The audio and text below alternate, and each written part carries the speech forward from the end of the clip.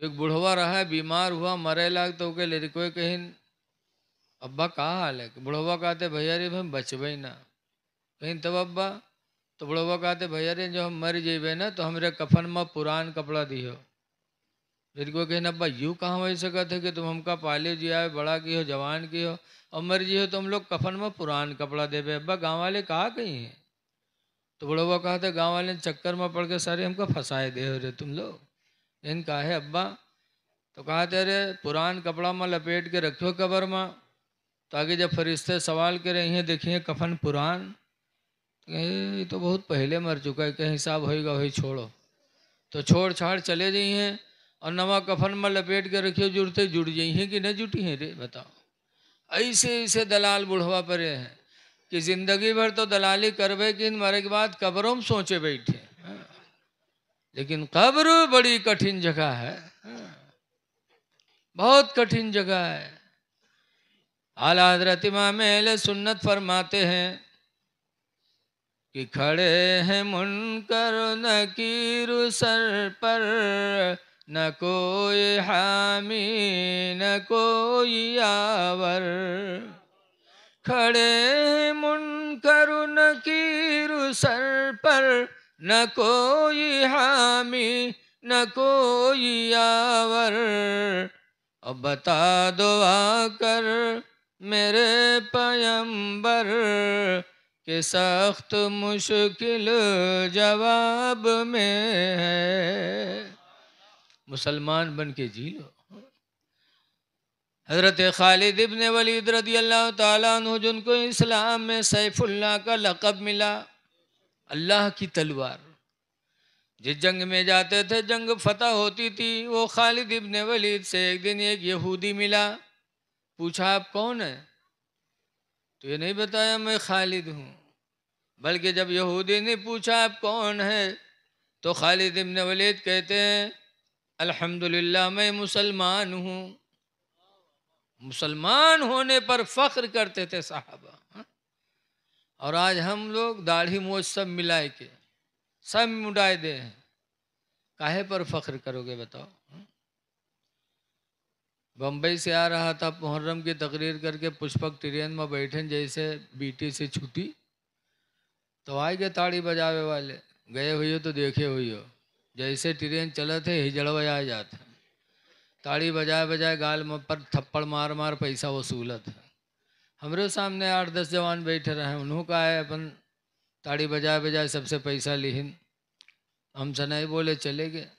जब हिजड़ो चले गए तो वो सब कहते हैं हजरत आपसे नहीं मांगे। तो हम कहें जब अपने स्टाफ में उनके भला होएगा तो दूसरे स्टाफ में काहे घुसी है? जैसे हो वैसे तुम काहे दूसरे से बोले हैं? आज काहे पे तुम फख्र करोगे? खालिद इब्न वलीद कहते अल्हम्दुलिल्लाह मैं मुसलमान हूँ। तब यहूदी ने जेब से जहर की पुड़िया निकाली और निकालने के बाद कहा खालिद अगर मुसलमान हो तुम्हारा इस्लाम सच्चा है तो ये जहर खा के दिखाओ। अगर इस्लाम सच्चा होगा तो तुम पर यह जहर का असर नहीं पड़ेगा। छब्बा पूर्वक आदमी हो तो कहा अच्छा हमका चूतिया बनाओ तो है, हम जहर फाँक लिए। लेकिन वारे खालिद इब्न वलीद का ईमान। हजरत खालिद इब्न वलीद ने फरमाया लाओ। यहूदी ने जहर की पुड़िया दिया, खालिद इब्न वलीद ने हाथ में लिया और फाँक गए। अब यहूदी खड़ा सोच रहा है कि अभी उल्टी होगी, अभी गिरेंगे, अभी खून बहेगा मुंह से। लेकिन खालिद इब्न वलीद के चेहरे पे कोई असर नहीं, बल्कि वही रौनक बरकरार है।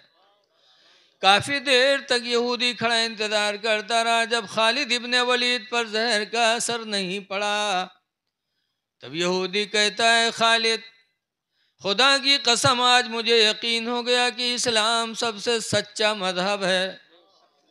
मैं कलमा पढ़ता हूँ ला इलाहा इल्लल्लाह मुहम्मदुर रसूलुल्लाह। वो यहूदी कलमा पढ़ करके मुसलमान हो गया। वो सहाबा थे कि अपने इस्लाम पे नाज करते थे, मुसलमान होने पे उनको नाज था।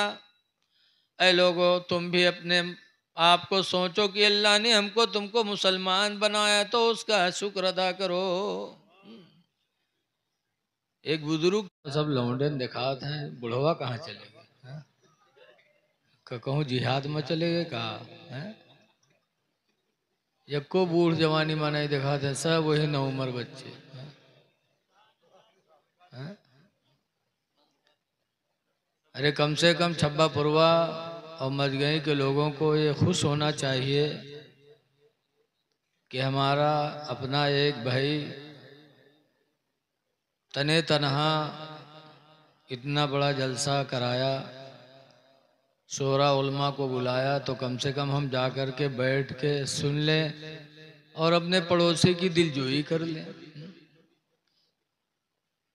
लेकिन अफसोस है कि लोग आज भी अपने बिस्तर को नहीं छोड़ पाए। आज तो आसानी से 12-1 बजे तक आदमी जागता है। मोबाइल जब से चल गया तब से सब बेदारी बढ़ गई।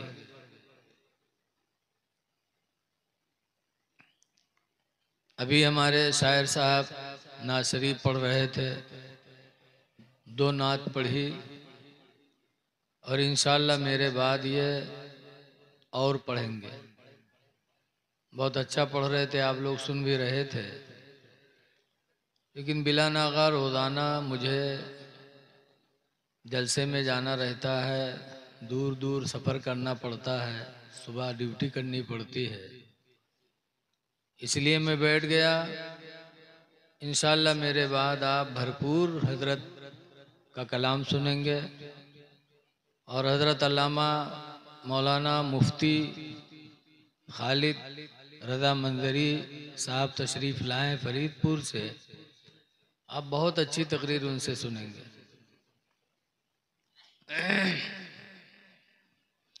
अल्लाह फरमाता अल माल वल बनून ज़ीनतुल हायातिद दुनिया,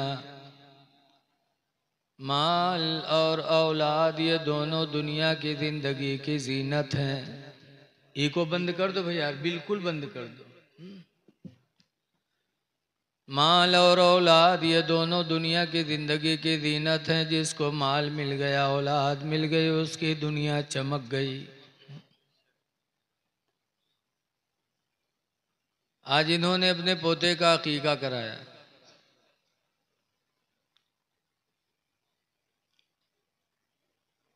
ये भी बड़ी बात हुई कि अकीका करा के और अल्लाह के बंदों को खाना खिलाया। औलाद भी बड़े नसीब से मिलती। हज़रत सुलेमान अलैहिस्सलाम अलैहिस्सलाम नबी हैं और बादशाह भी थे। पूरी दुनिया के बादशाह थे, एक मुल्क के नहीं, पूरी दुनिया, अमेरिका, जापान, लंदन जत्ते हैं ना, सब के बादशाह थे सुलेमान पैगंबर। और इंसानों ही की बादशाह नहीं। तो मैं यार अच्छा नहीं, आपका चढ़चढ़ा रहा है यार, इसमें आवाज़ थोड़ा कम करो। चाहे ऐसा करो कि बोला जाए तो आदमी समझे उसको, चाहे सिलो रहे। पूरी दुनिया के बादशाह थे सुलेमान पैगंबर अलैहिस्सलाम, और इंसान ही के नहीं बल्कि जानवरों के भी, परिंदों के भी, जिन्नातों के भी, सब उनके हुक्म से जिन्नात लोग काम करते थे। हवा के भी बादशाह थे। आज अगर कोनो आदमी एक जिन्नात के यहाँ पाए जाते तो कहते हमरे थी जिन्नात हैं, जौन चाहो तौन काम कराए देवे। पावत आवत नहीं है जिन्नात का कोई। सुलेमान पैगंबर पूरी दुनिया के बादशाह थे। उनके निकाह में 100 बीवियाँ थी। आपस में हंसो नहीं, कोई हंसी की महफिल नहीं है कि एक दूसरे को देख देख के हंस रहे हो। आपस में हंसने आए, बात करने आए कि सुनने आए हो यार? नबी की महफिल में बैठे हो। बादब बानसीब, बेअदब बदनसीब। बादब बनो, बेअदब मत बनो। अदब से जिंदगी बनती है जन्नत भी, जहन्नम भी। अदब से जिंदगी बनती है जन्नत भी, जहन्नम भी। ये खाकी अपनी फितरत में न नारी है न नूरी है। अल्लाह किसी को जन्नती जहन्नमी बना के नहीं पैदा किया। अल्लाह ने ऐसे इंसानों को पैदा कर दिया, फिर इंसानों में जो अदब वाला हो गया वो जन्नती हो गया, जो बेअदब हो गया वो जहन्नमी हो गया। तो बादब बनो। सुलेमान अलैहिस्सलाम के निकाह में 100 बीवियां थीं। इसलिए मैं सुना रहा हूं कि आज बच्चे होते हैं तो आदमी खुदा का शुक्र अदा नहीं करता। अल्लाह औलाद देता, अल्लाह की बहुत बड़ी नेमत है। अल्लाह औलाद दे तो खुदा का शुक्र अदा करो। इसी औलाद के लिए लोगों ने कितनी तमन्नाएं की। सुलेमान पैगंबर पूरी दुनिया के बादशाह थे, लेकिन उनके निकाह में कितनी बीवियां थीं? 100 बीवियां थीं। कैसे संभारत रहा उन्हीं जाने। यहाँ एक दूठोरी का तो संभार नहीं मिलत है। एक कहे तो हूँ लातो दिन हाथ मुक्का चलत है। और 100 मेहर हुआ, कैसे संभालते थे अल्लाह ही जाने। सुलेमान पैगंबर ने एक दिन फरमाया कि मेरे निकाह में 100 बीवियां हैं, अगर एक बीवी से एक लड़का हुआ तो 100 लड़कों का मैं बाप हो जाऊंगा। 100 बीवी, अगर एक एक बच्चा हुआ एक से तो 100 बच्चों के मैं बाप बन जाऊंगा। और इंशाअल्लाह नहीं कहा, इंशाअल्लाह नहीं लगाया। तो लिखा है तारीख में कि 100 बीवियों के बावजूद सुलेमान अलैहिस्सलाम के यहाँ एक लड़का भी पैदा नहीं हुआ।